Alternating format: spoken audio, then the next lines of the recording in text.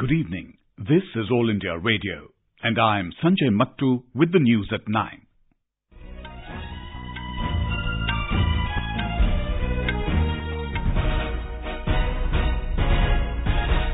The headlines. Congress JDS combine wins 2 Lok Sabha and 2 Assembly seats in Karnataka. BJP wins Shimoga parliamentary constituency. 62 Maoists surrender in Bastar region of Chhattisgarh today. Home Minister Rajnath Singh says government surrender policy encourages Maoists to shun the path of violence. Voting begins in the US midterm elections to elect members of Congress and dozens of state governors. Grand Diwali celebrations at Ayodhya set a world record by lighting 3 lakh diyas. And in cricket, India set a victory target of 196 runs against the West Indies in the second T20 in Lucknow. In Karnataka, the Congress JDS combine has won 2 Lok Sabha and 2 Assembly seats, while the BJP bagged the Shimoga parliamentary constituency. In Ramanagaram, Chief Minister H.D. Kumaraswamy's wife, Anita Kumaraswamy, has been declared winner with a margin of 109,000 votes. In Jamkahandi, Anand Sidhu Nyamagowda of the Congress has been announced the winner with a margin of over 39,000 votes. In Shimoga Lok Sabha seat, B.Y. Raghavendra of the BJP has won by a margin of 52,148 votes. V.S. Ugrappa of the Congress has won with a margin of over 2,43,000 votes in Ballari Lok Sabha seat. The seat was held by Sri Ramalu of the BJP earlier.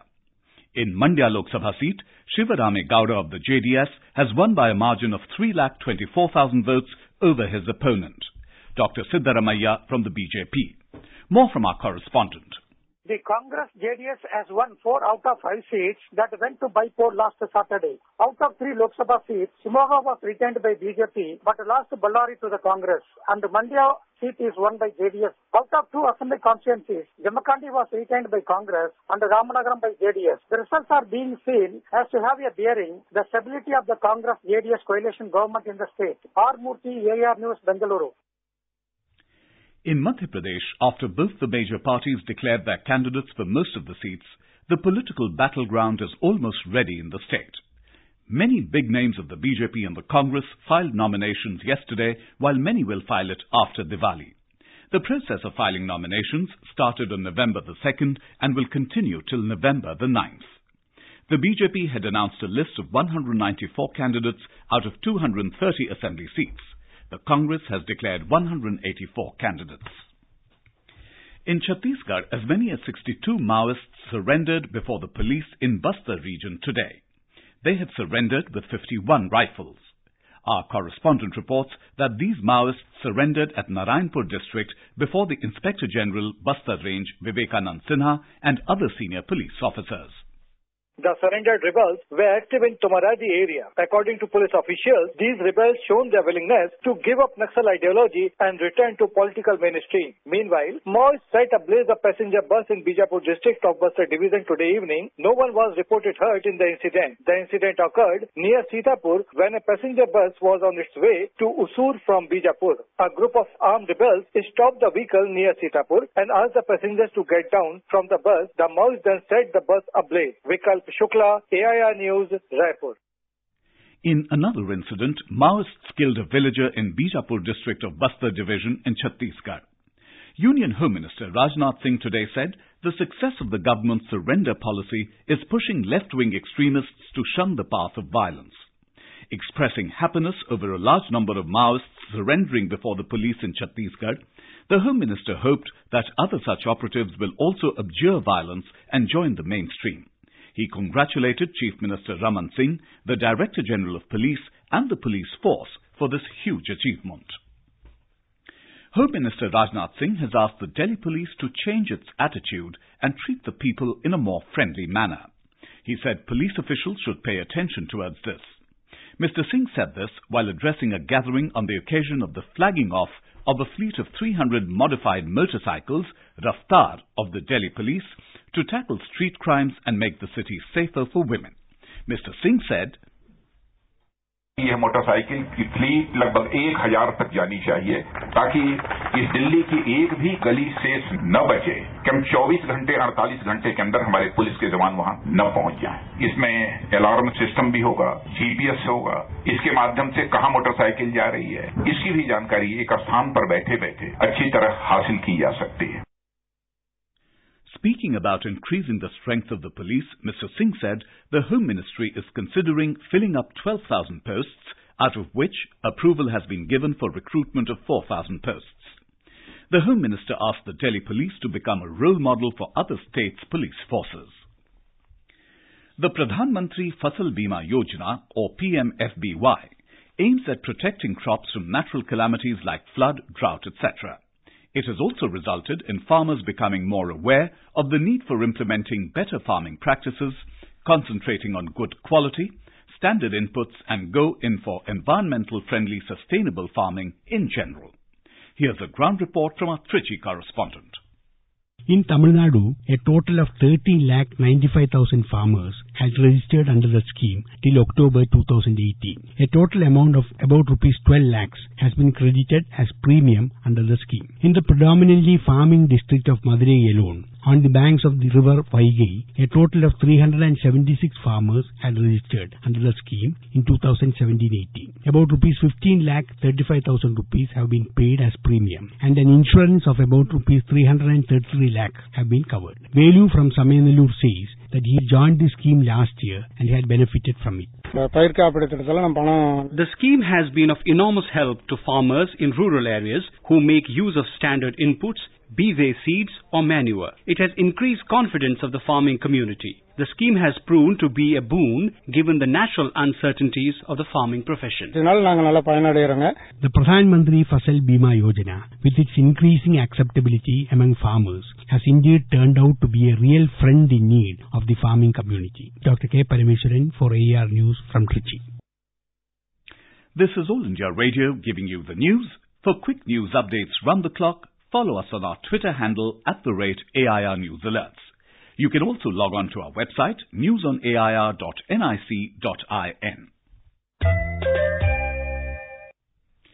Grand Diwali celebrations at Ayodhya set a world record by lighting over 3 lakh earthen lamps or diyas. These diyas were lit on the banks of the holy river Saryu at Deepotsav in Uttar Pradesh. The historic city of Faizabad will now be known as Ayodhya. Earlier, heritage town Ayodhya was part of the Faizabad district.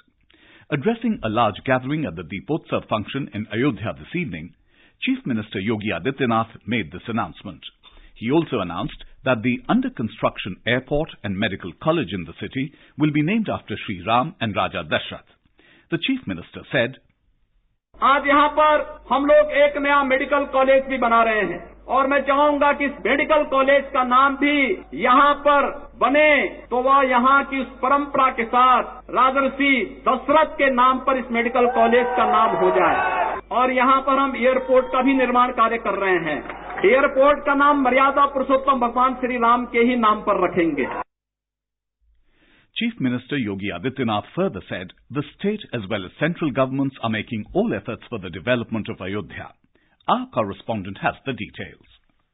होंगे जगमग दीप असंख्य, लौटेंगे घर राम, स्वागत करने पहुंचेगा जगत अयोध्या धाम.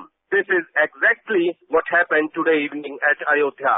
Every nook and corner of the holy city is illuminated, and the spectacular event of lighting record 3 lakh earthen lamps on the banks of Saryu River made this Diwali unforgettable. The Grand Deepotsav also revived the centuries-old connect with South Korea when Kim Jong-suk, wife of South Korean president, remembered Korean candlelight revolution in her address and said that just one candle can guide us in darkness, and this is exactly what Diwali teaches us. She laid the foundation stone for the new memorial of Queen Ho. Union Minister V.K. Singh, Governor of Bihar Lalji Tandon, and other state ministers also attended the function. Sushil Chandra Tiwari, AIR News. Prime Minister Narendra Modi has said that Ayodhya and South Korea have an ancient link, and the link forms the cornerstone of historical and civilizational bonds between India and the Republic of Korea. In a tweet, Mr. Modi said, "It's a matter of immense joy and pride that the First Lady of the Republic of Korea, Mrs. Kim Young-suk, visited Ayodhya and also wore traditional Indian clothing. The First Lady of South Korea was the chief guest at Deepotsav in Ayodhya. Defence Minister Nirmala Sitharaman today reached Dinjan Army Camp in Assam. She felicitated Veernaris and Army veterans there. Ms. Sitharaman will celebrate Deepavali tomorrow at Dinjan, Andrala Omkar and Anini in Arunachal Pradesh with Indian troops deployed in the forward posts. The high-altitude post of Andrala Omkar is 35 to 40 kilometers away from the nearest roadhead. Mrs. Sitharaman will also meet and interact with the families of martyrs. President Ramnath Kovind and Vice President M. Venkaiah Naidu have greeted citizens on the eve of Deepavali. In his message, Mr. Kovind said, Deepavali is an opportunity to foster fraternity and unity among all citizens. He said Deepavali guides people from darkness towards light. The President also urged all citizens to commit themselves to celebrating a pollution-free and safe Deepavali. Vice President Naidu said Deepavali signifies the victory of good over evil and reaffirms the faith in the noble qualities that Lord Ram embodied. He hoped that the festival will bring illumination, peace, prosperity and happiness in the lives of people. Meanwhile, Deepavali is being celebrated in some parts of South India with traditional fervour and gaiety. The air pollution level in the national capital is in the very poor category. According to the Central Pollution Control Board, air quality index was recorded at 312 this evening. The air quality in the city had plummeted from moderate to severe category yesterday. All construction activities involving excavation have been stopped in the national capital till Saturday. An aggressive 10-day-long clean air campaign of the Union Environment Ministry began on the 1st of this month to monitor and report polluting activities and to ensure quick action. In the United States, voting began in the crucial midterm elections to elect members of the Congress and dozens of state governors. The election can be seen as a referendum on President Donald Trump's two-year term. Polling started in the eastern states including Maine, New Hampshire, New Jersey, New York and Virginia at 6 a.m. local time amidst efforts by President Trump to retain majority in the House of Representatives. Americans will elect 435 members of the House of Representatives and 35 of the 100 Senate seats, 36 governors' posts, and seats in the state legislatures across the country in the midterm polls. Elections for all the members of the House are held every 2 years. Key benchmark indices today settled with marginal gains amid mixed Asian stocks. The Sensex settled a few points below the psychological 35,000 level. A report. The Sensex at the Bombay Stock Exchange climbed 41 points or 0.12% to 34,992. The Nifty at the National Stock Exchange also added 6 points or 0.06% to 10,530. The rupee at the foreign exchange market today appreciated 7 paise to 73 rupees and 5 paise against the US dollar. Gold prices today fell by 80 rupees to 32,610 rupees per 10 grams at the Delhi bullion market. Silver followed suit and dropped by 240 rupees to 39,300 rupees per kilogram. And Brent crude prices eased to $72.80 a barrel in intraday trade. This is Arjun Chaudhary with Sanjay Kumar Singh for AIR News. In cricket, India set a target of 196 runs for the West Indies in the second 2020 international of the three-match series. Chasing the target, the West Indies were 29 for 1 in 5 overs in Lucknow a short while ago. Earlier, riding on skipper Rohit Sharma's 111 not out off 61 balls, the hosts scored 195 for 2 in the stipulated 20 overs. Shikhar Dhawan scored 43, while KL Rahul contributed 26. And now, before we end the bulletin, the headlines once again. Congress-JDS combine wins 2 Lok Sabha and 2 Assembly seats in Karnataka. BJP wins Shimoga parliamentary constituency. 62 Maoists surrender in Bastar region of Chhattisgarh today. Home Minister Rajnath Singh says government surrender policy encourages Maoists to shun the path of violence. Voting begins in the US midterm elections to elect members of Congress and dozens of state governors. Grand Diwali celebrations at Ayodhya set a world record by lighting 3 lakh diyas. And in cricket, India set a victory target of 196 runs against the West Indies in the second 2020 in Lucknow. And for details of these stories and more, log on to our website newsonair.nic.in. And that's all in the news at 9. Good night.